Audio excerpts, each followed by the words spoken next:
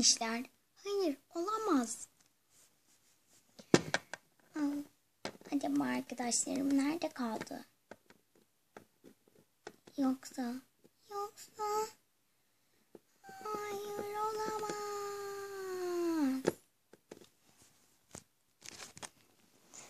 Ne oldu Penelope? Bir şey mi var? Belki bugün arkadaşlarım gelecekti ama gelmediler ve öyle düşünme sen. Öyle bir şey asla olmaz.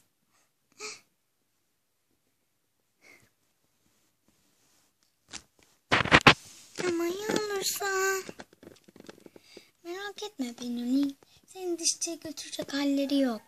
Ya olursa? Olmaz bir şey. Peki. Ben de onları bekleyeyim bari. Kitabımı okuyayım birazcık.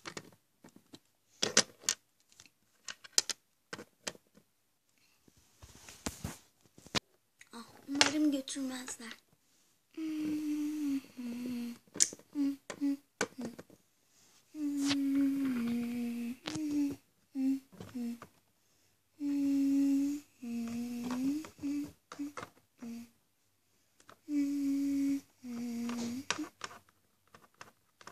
Penelope.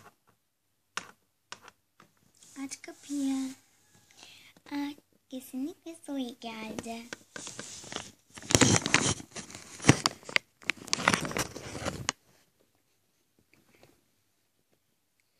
Merhaba Zoe, hoş geldin. Kapıdan çekil.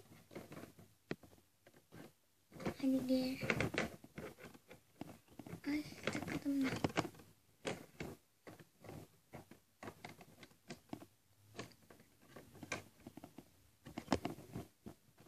Pepper da gelsin. Ondan sonra işimize bakarız. Tamam.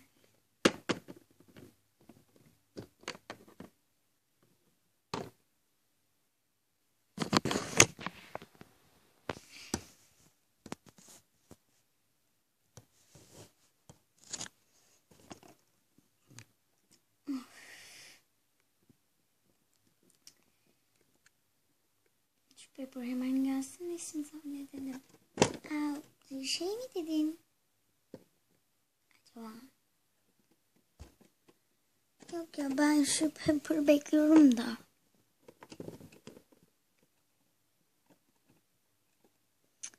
Hadi bakalım gelsin. Of.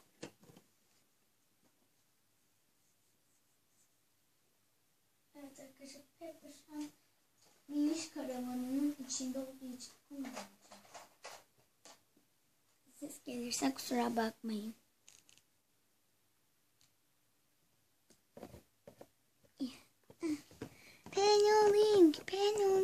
Penelope. Gören de çikolatalı dondurmam geldi sanacak. Hayırdır ya? Penelope.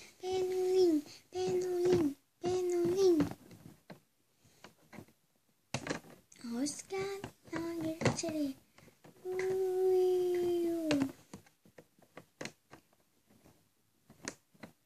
Hala çikolatalı dondurmamı getirdin sanıyor Pepper. Hadi.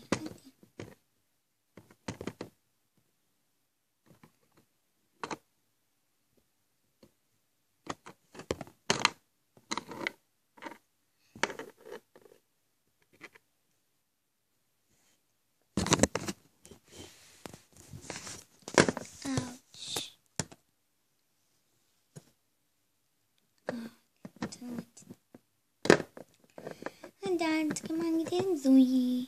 Endişelendirmeyelim.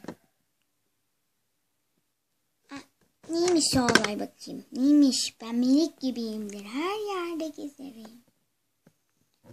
Yok bir şey söyleyeceğim.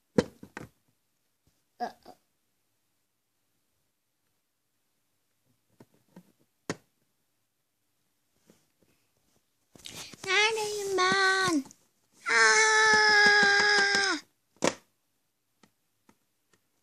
Böyle bir durumda düşebildiğine inanamıyorum Pepper.